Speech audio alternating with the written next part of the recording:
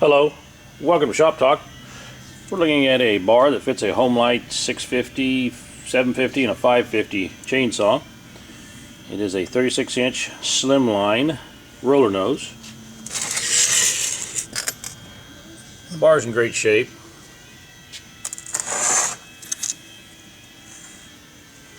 It comes with a new 36-inch chain. That's 3/8, 63 gauge skip tooth.